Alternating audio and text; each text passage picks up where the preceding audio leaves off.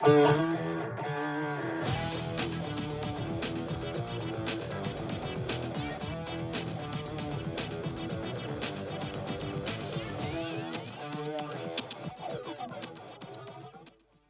tal? ¿Cómo están? Muy buenas tardes. Bienvenidos una semana más a Vigo a Debate en Televigo, y en una semana en la que pues han ocurrido muchas cosas, sobre todo en el aspecto político, y cosas que yo creo que son dignas de que analicemos aquí con nuestros analistas políticos de cabecera, a los que ya vamos a saludar muy rápidamente. Manolo Pérez, ¿qué tal? Muy buenas tardes. ¿Cómo estás? Buenas tardes. Bien. Olaya Fernández Dávila, ¿qué tal? Buenas tardes. Hola, buenas tardes. Y Jesús Bahillo, ¿cómo estás? Hola, Jaime, buenas tardes.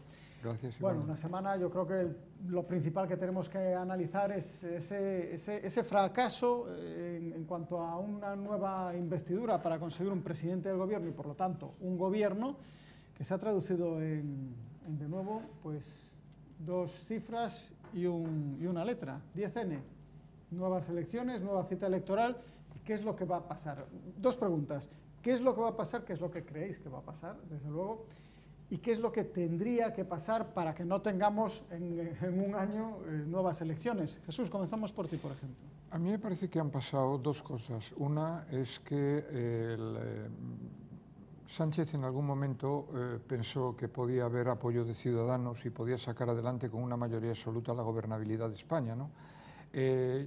Rivera, en mi opinión, se ha equivocado, y si tomamos como referencia el resto del papel que tienen los partidos liberales en Europa, pues en ese sentido Rivera se ha equivocado. Yo creo que lo va a pagar.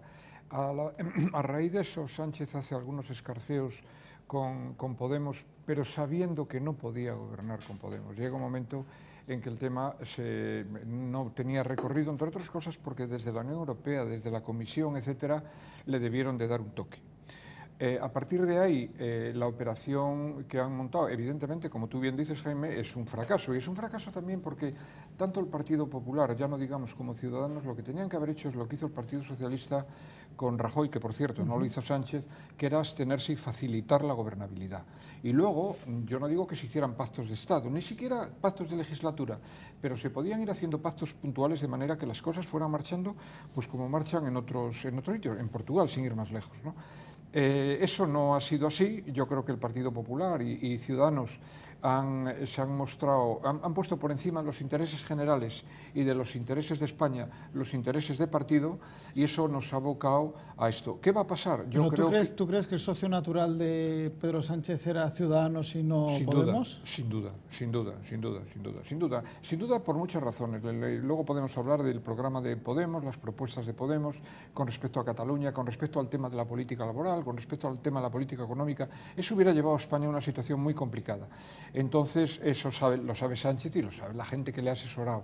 En la operación de aguantar el tirón e ir a nuevas elecciones, desde el punto de vista de partido, a mí me parece muy inteligente, porque lo que va a pasar, creo que es lo que va a pasar, es que Sánchez se va a presentar el día 11 de noviembre en el Parlamento en vez de con 123 diputados, probablemente a lo mejor con 130 y tantos, o 140, no lo sé, y la pregunta que le va a hacer al Partido Popular y a lo que quede de Ciudadanos es, bueno, ustedes dirán qué quieren hacer, porque resulta que me presento a unas elecciones, los españoles no solamente me mantienen la confianza, sino que la incrementan, y lo que están pidiendo claramente es que ustedes me dejen gobernar.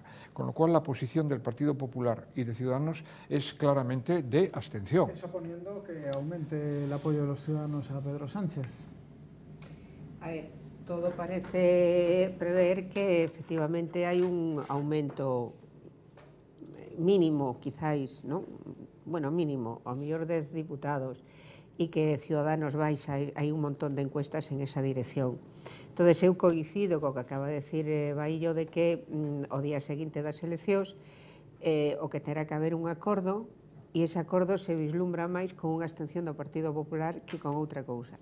Pero é que ademais eu creo, e creo que hai 15 días que falamos desto, que eso era o que buscaba o PSOE e o PP desde o principio. É dicir, temos aquí unha dereita e unha esquerda moi fraccionada por diferentes razóns, e o que temos é que tratar de minimizar ou debilitar a esas partes que nos están ocupando espacio para volver a un partidismo que, desde o noso punto de vista, é a estabilidade do Estado. O que pasa que, independentemente que de algún xeito vaise Podemos, que todo prevé que non vai a ser moito, Ciudadanos parece que vai a baixar máis, independentemente deso hai unha realidade no Estado que a presencia política de diferentes alternativas nacionalistas das distintas nacións do Estado.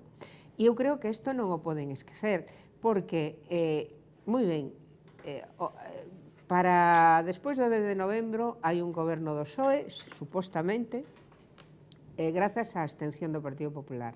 E que pasa durante aqueles acordos de legislatura que hai que facer, que empeza polos presupostos, os orzamentos xerais do Estado ou calquera outra lei?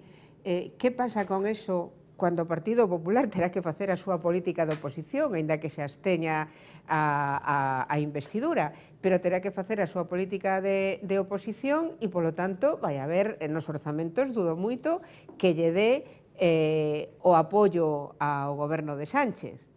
E o goberno de Sánchez non poderá darlle ao Partido Popular o que lle pide, porque entonces deixará o seu electorado totalmente descolocado. O sea que eu creo que, o decía xa anteriormente, que esta estrategia que están marcando pois pode ter un efecto boomerang, non? É dicir, que sexa negativo tanto para o PSOE como para o PP e que ao final non sei se teñen previsto, bueno, non, sei que non o teñen previsto, analizar a realidade do Estado e valorar que efectivamente eso que algúns chamamos o réximen do 78 ten que ser revisado, a Constitución ten que ser revisada, hai que ter moito máis claro a realidade plurinacional que ten o Estado e que se reflite coa presencia deses representantes do País Vasco, do País catalán, e que eu espero que nesta ocasión volva outra vez tamén Galiza a ter presencia nas Cortes Xerais do Estado, pois que non poden obvialo e que teñen que facerlle frente a eso y actuar en consecuencia. Desde luego hay una variable que yo creo que no sé cómo va a influir y no sé si las encuestas la están teniendo en cuenta. 369.000 personas han pedido ya no recibir propaganda electoral en sus casas para las próximas elecciones del 10 de noviembre. Yo no sé si esto es un indicativo de que esa gente está hasta el gorro y ya no quiere saber absolutamente nada de nada, o si es que sencillamente tienen muy claro qué es lo que van a votar y no necesitan recibir otras propuestas electorales. A mí me da la impresión de que es más la primera opción que la segunda. Y en caso de ser así, esto tiene que hacer también mover los resultados. Para explicar qué va a pasar y qué tendrá o tendría que pasar, yo creo que hay que referirse a lo que pasó. Y lo que pasó es que después de las elecciones de abril, don Pedro Sánchez nunca quiso llegar a ningún acuerdo, ni con unos ni con otros. Pedro Sánchez tenía dos posibilidades. Por la izquierda, con Unidas Podemos y me parece que 12 más, 6 serían los del PNV y los otros 6 tendría que buscárselos, o por su derecha, no digo la derecha, sino por su derecha, desde su posición socialdemócrata, en donde, como decía antes Jesús, con Ciudadanos configuraba o conformaba una mayoría de 180 que podía haber dado estabilidad a este país y que era, yo creo que bien vista por muchísima gente, incluso por muchos que no le votaron, muchos simpatizantes del Partido Popular, que anteponen la estabilidad del Estado, la estabilidad del país, a los intereses de un partido. Pero Sánchez estuvo entreteniéndonos, diciendo que sí, diciendo que no, tejiendo y destejiendo, y llegamos a una situación... También se negó en la segunda convocatoria a reunirse con Pedro Sí, Sánchez. pero es que llegamos a una situación en la que, como dice por ahí algún programa, era visto que esto se iba a producir. Yo creo que cualquiera de nosotros, aquí o en otros medios, hemos dicho que con toda seguridad con toda probabilidad iba a haber nuevas elecciones. Fundamentalmente porque yo creo que Pedro Sánchez es un tipo políticamente no fiable, ni él ni mucha de la gente que está a su alrededor. Cuando escuchamos a doña Carmen Calvo, lo mismo mismo dice Blanco que al segundo, no espera, no es mañana o pasado mañana, no, un segundo después, porque no puede ser simultáneo hablar al mismo tiempo dos lenguas, pues dice negro y aquí no pasa nada. Yo no estoy tan seguro de que el Partido Socialista vaya a mejorar muy mucho, ni siquiera tampoco estoy muy seguro de que el Partido Popular vaya a mejorar muy mucho. Y cuando digo muy mucho me estoy refiriendo a tener, en fin, un porcentaje de votos o un número de votos que de alguna manera le autorizase para decirle a los otros partidos lo que quede de Ciudadanos o al Partido Popular, oye, como tengo 148, como tengo 150 o como tengo 139, tenéis que absteneros por el bien del país. Va a jugar la abstención. En el área de la izquierda va a jugar la presencia de Íñigo Errejón. Es un tipo que diría que políticamente me cae bien, me parece que está más próximo a la órbita del PSOE que a otro tipo de formaciones. Creo que Pablo Iglesias se equivocó con él y seguramente se equivocó consigo mismo, pero puede haber un fenómeno de abstención que apuntabais con todo criterio, es decir, con muy buen criterio. Abstención, porque la mayoría de los ciudadanos, voy a pluralizar, estamos hasta las narices de esta situación, viendo que lo único que importa son los intereses personales o partidistas. La abstención puede jugar o no jugar. Hombre, yo creo que algunos van a ir a votar no tanto porque vayan a votar por, sino porque van a votar contra. ¿Volveremos al bipartidismo? Hombre, aquel bipartidismo imperfecto, pues pueda que sí. Lo cierto es que, mientras tanto, los problemas están sin resolver, la estabilidad de las pensiones, la financiación autonómica, la integridad territorial, manera más o menos fina de decir Cataluña. Y termino, los problemas derivados de que somos miembros de un club que llamamos Europa, y de esos problemas, el problema del Brexit, son problemas de los que de momento no hemos oído hablar, y yo creo que a muchos ciudadanos nos preocupa realmente eso mucho más que otras cuestiones. Los gobiernos de coalición han funcionado perfectamente en Europa, e incluso yo suelo recurrir mucho al caso de Alemania, porque en Alemania llevan gobernando. Angela Merkel creo que lleva 3 gobiernos con los socialdemócratas, es decir, que sería algo así como si gobernaran en coalición Pablo Casado y Pedro Sánchez. Y eso ha funcionado y eso ha hecho que estos países con unos altos niveles de desarrollo las cosas hayan ido bien, cosa que parece que en España no funciona, ¿no? Hay un tema, la presencia de Rejón va a tener, en mi opinión, 3 efectos. Uno va a ser sobre Podemos, que va a ser el efecto, digamos, que más se va a notar, que puede pasar lo que pasó en la Comunidad de Madrid, que es Errejón el que se lleva la parte del león del electorado de Podemos, ¿no? Entonces le va a hacer daño primero a Podemos, es decir, que probabbleblemente baje Podemos mucho más de lo que debería de bajar si no estuviera Errejón. Segundo, que a Podemos le robe tanto el Partido Socialista como a Errejón. Es que luego lo que puede pasar es que en el bloque de la izquierda, si metemos en el bloque de la izquierda al Partido Socialista, que yo creo que está en el centro izquierda y tiene capacidad para asociarse en temas de gobierno con el centro derecha, le puede hacer algo de daño, tampoco mucho más, ¿no? Y bueno, eso puede favorecer evidentemente a la derecha, ¿no?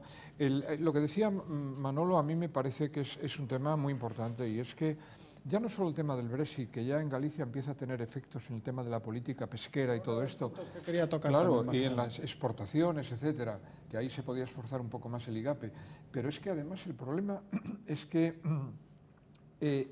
yo no digo que vaya a haber una recesión, pero lo que sí va a haber es un estancamiento, porque cuando hablamos de desaceleración, pero de crecimientos del 2%, ayer hablaban de un crecimiento del 2%, el 2% no es un crecimiento, el 2% es un estancamiento de la economía porque lo absorbe la inflación. Es decir, que el escenario que se presenta el año que viene es un escenario complicado, y lo que necesitamos es estabilidad, porque además yo comprendo que desde la izquierda, esta izquierda que no ha gobernado, que no ha tenido que no ha tenido responsabilidades de gobierno duraderas y que no ha tenido suficiente entrenamiento, crean que todo es jauja. Pero el problema es que la economía está muy globalizada y las empresas tienen que encontrar un marco de flexibilidad, de seguridad jurídica, de estabilidad política, porque si no se van.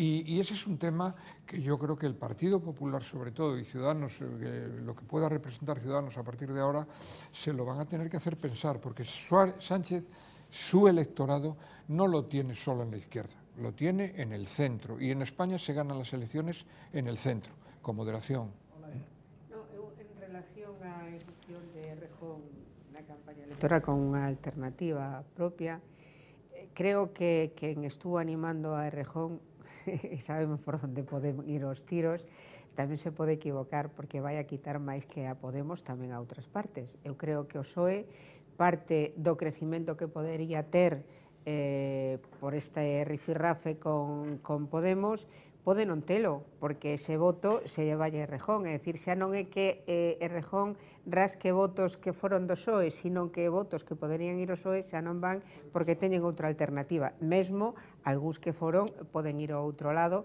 porque, bueno, non hai que esquecer que o electorado do PSOE tamén está descontento coa actuación que tivo o PSOE en todo este proceso. É dicir, realmente o que fracasou en chegar a un acordo de goberno foi Pedro Sánchez. Pedro Sánchez e o Partido Socialista Obreiro Español. Outra cousa é que hai despois os outros, digamos, protagonistas da historia que teñen as súas responsabilidades, pero que tiña que facer goberno era Pedro Sánchez.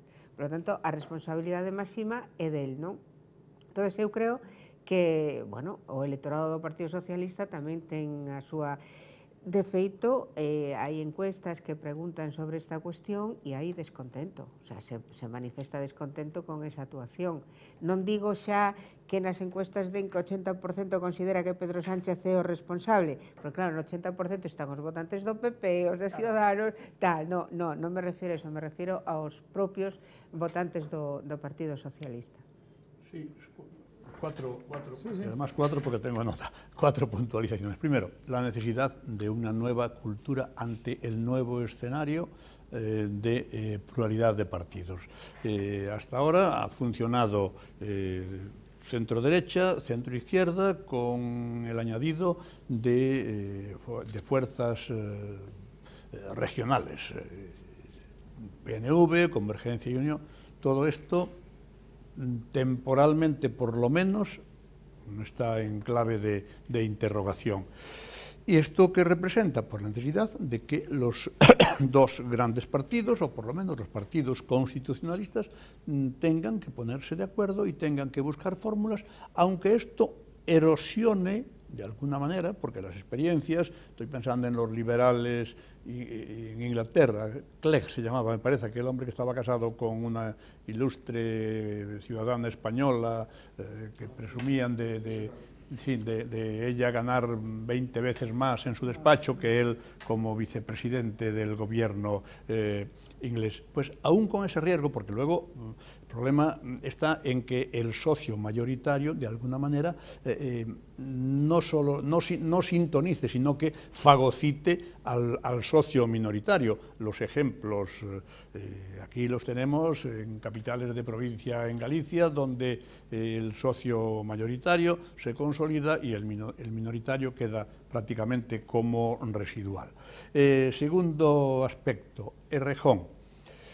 Bueno, Errejón, de entrada, bien es verdad que al lado de la señora Carmena, persona que gozaba de un ilustre prestigio como juez, como abogada laboralista, hay que recordar que ella, aquel día, afortunadamente para ella, no estaba en el despacho de Atocha, sino también hubieran ido a por ella. Bueno, evidentemente, esos 20 escaños que creo que tiene Errejón en la Asamblea de Madrid, algunos se los deberá a la señora Carmena, aunque ella luego, siendo la más votada, no tiene votos suficientes para seguir siendo alcaldesa. ¿A quién roba, a quién araña, por ser más fino, votos Errejón? Pues evidentemente a Unidos Podemos, lógico. Evidentemente algunos al Partido Socialista y probablemente algunos también a Ciudadanos. Partido Popular o vos, me imagino que no, pero en todo caso a esos otros me parece que sí. Problema que va a plantear posteriormente si Pedro Sánchez estuviera en condiciones de negociar había que pensar, negociar programáticamente, un pacto programático con otras fuerzas políticas, que es un tercero en discordia, es un tercios interpósitos. Hasta ahora podía haber negociado con Unidas Podemos, más los independentistas que quisiera sumar. Y una cuarta, la presencia de, en principio, dos que diríamos en lenguaje coloquial no se tragan, es decir, Pablo Iglesias e Íñigo Errejón, va a dificultar cualquier negociación, ciertamente. Y el cuarto punto es la importancia del centro. Jesús, a ti que te gustan tanto estas cuestiones constitucionales, decía Duverger, ilustre constitucionalista francés, dice, el centro como tal no existe. El centro es la fracción de izquierda de la derecha y la fracción de derecha de la izquierda. Dice, posiblemente el centro no existe, pero el centro hace gobiernos y permite ganar y perder elecciones. Claro, es que el centro es una utopía, por cierto. Duverger, ya que lo citas, también decía que el perfil medio de los políticos que gobiernan un país responde directamente al perfil medio de los ciudadanos que los votan. Por tanto, no siempre hay que echarle, y ahí contesto a lo que tú decías antes, Jaime, no siempre hay que echarle la culpa solo a los políticos. En las instituciones del Estado se dan dos situaciones, una la que los partidos quieren y otra a los que la gente pone. En el caso de Errejón, y ya que lo habéis citado, Errejón es un poco la cara amable del nuevo comunismo. Es decir, él ahora dice que te voy a matizar solamente un matiz a eso que acabas de decir. Los políticos se pueden poner de acuerdo, todos los ciudadanos no. No, claro. Entonces, claro, hay una cosa es que los pueblos se equivocan y la historia está llena de situaciones de eso. Bueno, yo no digo que se equivoquen, digo que no se ponen de acuerdo. El pueblo no se equivoca, claro, el pueblo sí que se equivoca. Se encargan, cada uno encarga a una persona que considera válida que gobierne en solitario o que se ponga de acuerdo con los demás. Claro. No les echemos la culpa a ellos tampoco. No, que quiero decir que más o menos el perfil del medio que tiene la ciudadanía en este momento en España y en Europa produce un producto que es el político medio que tienen estos países. Hay una cosa que se llama en economía, me parece que es la ley de la selección adversa, que es cuando las empresas sacan al mercado su peor producto y entonces los compradores no les queda más remedio que comprar ese mal producto porque no hay otro mejor. Eso está pasando bastante con la política, sobre todo si tomamos como referencia, Manolo y yo, tú eres muy joven, Olaya, pero Manolo y yo que vivimos aquella época, los años 80, es decir, el nivel que tenían los partidos políticos, tanto la derecha como la izquierda, desde Carrillo a Fraga, pasando por González o Solano, tal, no tiene nada que ver con lo de hoy. Y eso es algo que estamos pagando. Y con respecto a Errejón, Errejón le puede hacer perder un diputado, por ejemplo, en Coruña, a Mareas. Mareas, yo no entiendo muy bien todo esto cómo es, esto de Mareas y Unidos no sé qué, Unidos para allá y para acá, pues, pero se lo puede hacer perder porque él lo que va a hacer es presentarse en las provincias de 8 diputados para arriba. Ya ha dicho que además no tiene muy claro si va, si va a pactar aquí en Galicia o va a confluir con su propia formación. Claro, porque de 8 diputados para abajo no, las provincias pequeñas ganan los dos partidos grandes, pero en las provincias grandes con muchos diputados, ahí le puede favorecer a Errejón. Y entonces ahora mismo en Galicia probablemente haya 2 escaños en el aire, Uno es el de Yolanda Díaz aquí en Pontevedra. Y otro puede ser el de Beatriz Pino. Si el jaleo en el que se ha metido Rivera a Ciudadanos tiene las consecuencias que creemos que puede tener. O sea que las elecciones del 11N van a estar entretenidas. Mira, eu aproveito isto que está dicindo Baillo dos escanos que están no aire en Galiza, que efectivamente é así, porque ademais xa estaba moi xustos nas anteriores, non? Pero eu espero que nesta ocasión eses escaños que poidan bailar e que van a cambiar de casa, pois xa para unha casa que efectivamente nas Cortes Xerais vai a poñer en valor a Galiza, que neste momento esa presencia non a temos. Polo que a min me toca, é dicir, desde que o BNG non estivo ali, era eu e Rosana as últimas diputadas, pois a presencia de Galiza foi completamente nula. E hoxe escoitamos a un presidente da Xunta de Galiza no estado da nación ou da autonomía, como se lle queira chamar, donde efectivamente se constata a irrelevancia de Galiza en relación ao poder con o poder central e ao mesmo tempo que tamén se constata que antes desta irrelevancia, porque o goberno é do PSOE e non é do PP, antes tamén estaba completamente subordinado ao goberno do Partido Popular. O feito de que tuvera un goberno amigo, como decían, tampouco serviu para que o goberno de Galiza se beneficiase de cousas. Entón, desde logo, a miña experiencia, e lembro sempre o que pasou no ano 2004, cando esa relevancia de Galiza tivo moito que decir nas Cortes con 2 diputados nada máis, pero que fixo posible que o 4% da financiación do Estado a Galiza pasara ao 8%. E iso é unha realidade que é incontestável. Por iso a mí me parece que é unha oportunidade para que os votantes galegos e galegas tamén revisen as súas posicións en relación ao voto, non? Ola, apostillando o que tú dices con todo o cariño, xa sabes aquelo dos gobernos amigos, aquelo de mis amigos me guarde Dios, que de mis enemigos me guarde yo.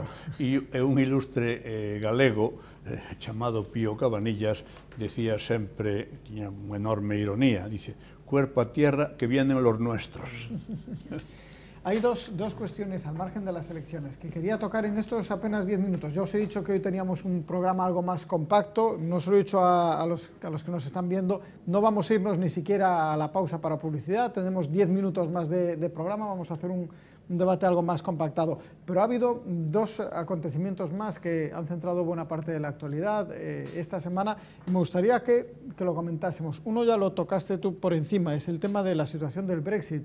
La resolución del Tribunal Supremo británico sobre la disolución del Parlamento hecha por el primer ministro británico y que la declara ilegal. Hoy mismo está previsto que ya se reúna el Parlamento de nuevo y que vuelva a la actividad. Todo esto genera, yo creo que un concepto sobre el que estamos todo el tiempo dando vueltas cuando hablamos del Brexit. Y yo cuando hablo con los sectores implicados, algunos los hemos tenido en esta misma mesa, opinando sobre este asunto, el concepto es el mismo y que parece que cada vez va creciendo más, el de la incertidumbre. ¿Qué es lo que va a ocurrir? Ahora, Boris Johnson, ¿qué puede hacer? ¿Qué no puede hacer? ¿Qué va a hacer? Porque son 3 conceptos distintos, aunque parezca que no. Yo vuelvo un poco a lo mismo y no es por hacer ninguna referencia al bloque Olaya. El problema en este momento con Boris Johnson, con Donald Trump, con Vladimir Putin, con Bolsonaro, etcétera, son nacionalismos. Es decir, el nacionalismo, la idea nacionalista está tan arraigada en determinados jefes de Estado que hemos tenido experiencias. Franco era un nacionalista, y Hitler también, y Mussolini también, y Stalin también, ¿no? Es decir, cuando se lleva mucho más allá la idea de lo que la prudencia requiere, la idea lleva implícita su propia destrucción. Y yo creo que este tema de Boris Johnson, que es absolutamente ridículo, va a colocar a Gran Bretaña en una situación muy complicada y de paso a todos los demás, claro, a todos los demás, porque la economía está muy internacionalizada, nos va a afectar a las exportaciones, a ellos le va a afectar más que a nosotros, entre otras cosas porque la población británica que hay en España es el doble de españoles que hay en Inglaterra, pero con una diferencia además, nosotros tenemos aquí a los viejos. Y ellos, los nuestros que están allí, son los jóvenes. Es decir, que no generan gasto. Yo estaba viendo el otro día los datos de las transferencias por gastos de salud que tiene que pasar Gran Bretaña a España y era del orden de como unos 300 millones de euros al año, detrás va Francia. Y sin embargo nosotros, los gastos que generan nuestros 125.000 españoles en Gran Bretaña, pues son 3 o 4 millones de euros, una cosa así, ¿no? Eso va a crear muchos problemas. Si hubiera un referéndum, si se repitiera el referéndum, probablemente se acabaría con el Brexit. Es que los referéndums los carga el diablo. es que el problema de los referéndums es que es muy peligroso porque coloca a los países en unas situaciones de las que luego es muy difícil dar marcha atrás. Entonces, el tema del Brexit, pues vamos a esperar a ver si se reúne el Parlamento británico y a ver qué pasa, ¿no? A ver qué es lo que pasa, qué es lo que ocurre. Una cuestión puntual por los comentarios. Que no me refería a ti, no me refería a los pequeños, me refería a los grandes. A ver, no te refieres. Lo estás arreglando, lo estás arreglando. No son concepcións, Sí. ¿no? É dicir, non somos nacionalistas porque defendemos que a nosa realidade nacional non sea eliminada por outras realidades nacionais, é dicir, non estamos impoñendo a nosa realidade sobre outras realidades. Os exemplos que tú acabas de dar, desde Franco a Hitler, pasando por Putin o Trump, é o contrario, é dicir, tú lle chamas nacionalismo a eso de querer impoñer o seu sobre o resto do mundo, eu chamo imperialismo. É dicir, eu esas persoas non lle podo chamar nacionalistas porque non están defendendo o seu dos outros, sino que están impoñéndolle aos outros o seu poder, o seu idioma, a súa economía, os seus intereses económicos, etc. Eso é o que están facendo esas persoas, empezando por el Trump, que tú falabas agora, xa non digo o de Franco e Mussolini, Hitler, que meteches no medio, ¿no? Bueno, que meteches no medio porque estaba ben explicado lo que me estabas dicindo, pero quero facer este matiz. Non somos nacionalistas porque queremos defender a nosa realidade frente á imposición do alleo. No, es que Perdona, e logo o tema do Brexit, eu creo que unha demostración... Eso te pasa por meterte con Holanda, ¿ves? Unha demostración de que a democracia, si efectivamente ten o arraigo que ten a democracia do Reino Unido, funciona con esta decisión que acaba de tomar o Tribunal Supremo do Reino Unido, non? Eu non vou a posicionarme se debe haber Brexit ou non debe haber Brexit. É un problema da soberanía dos cidadanos do Estado do Reino Unido, e sobre todo porque hai algo que é unha realidade e que a Unión Europea debería revisar. É dicir, a Unión Europea está inmiscuíndose excesivamente na soberanía das nacións que compoñen, ou estados que compoñen esa Unión Europea. É dicir, hai cuestións que un estado, por exemplo España, o Estado español, durante a crisis, que podían tomar para resolver e facerlle frente á crisis, e a Unión Europea non o permitía. É dicir, que a Unión Europea tamén está xerando unha serie de situacións que efectivamente non parece que sea alternativa ao benestar dos cidadáns dos estados que componen. Sí. Solo un dato, por alusión, Manolo, y termino rápido. No es un tema de imperialismo que no tiene nada que ver con esto. Es un tema de nacionalismo que es otra cosa diferente. Es poner por encima de los intereses de la sociedad, del sistema democrático, etcétera, la figura de la nación con lo que pueda representar, y no importa dónde vaya, ¿no? Pero de todas maneras, decía Ortega que España es el problema y Europa es la solución. Europa es la solución, Olaya. Aunque hayamos tenido que transferir competencias de los viejos estados a la Unión Europea, hoy competir con China, con Estados Unidos, con las grandes economías mundiales, si no estuviéramos unidos y si no se armonizáramos, se avanzara mucho más en la construcción europea, estábamos perdidos, no nos queda otro camino. Luego en el tema de la nación ya te hablaremos de eso, porque España es nación de los visigodos. Otro día lo montamos. Bueno, con la brevedad posible. Vamos a ver, el papel de Inglaterra, el Reino Unido, en Europa, dentro del conjunto de Europa, siempre ha sido singular. No estuvieron en la fundación de la Unión Europea porque no quisieron y porque además de Gaulle no se fiaba de ellos. La concepción, la idea que el inglés tiene de sí mismo la pone de manifiesto aquella anécdota de cuando hubo una niebla espesísima en el Canal de la Mancha y un periódico sensacionalista, el Sun, titulaba el continente aislado. No era, por entenderlo, no era Inglaterra, era el continente aislado. Diría portugués que se fastidie. Bien.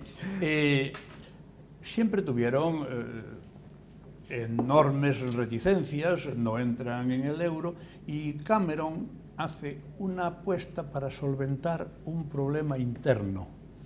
El mismo estos días, en alguna entrevista he leído por ahí, en algún periódico extranjero también, que sin reconocer, porque un político, presidente de un gobierno, es muy difícil que reconozca, me equivoqué, pues de alguna manera se lamenta de haber dado este paso. Si hubiese otro referéndum, independientemente de que los referéndums los carga el diablo, lo más normal hubiera sido que Inglaterra quedase. Viene un bárbaro, como este nuevo primer ministro, y hace lo que hace, dice, eu vai ou racha, y reventamos y punto, sin ponderar, yo creo, que las consecuencias. Afortunadamente, la división de poderes y la decisión del Tribunal Supremo del Reino Unido repone las cosas a un cierto ámbito de normalidad en el que hay que pensar que se encuentre una solución, por lo menos si el Brexit se consuma, que sea un Brexit ordenado, pactado, con los menores daños para cualquiera de las partes. Mucho más tranquilos después de esta decisión del Tribunal. Muchísimas gracias de nuevo a los tres por acompañarnos y por vuestro punto de vista y vuestro análisis crítico. Muchísimas gracias, de verdad. Gracias. Y a ustedes, muchísimas gracias, como siempre, por estar con nosotros. Ya les dijimos que este era un programa un poquito más compacto, algo más corto de lo habitual, más breve, pero desde luego la próxima semana seguiremos aquí con más temas, con más actualidad, con más Vigo a Debate. Un saludo y hasta entonces, sean felices.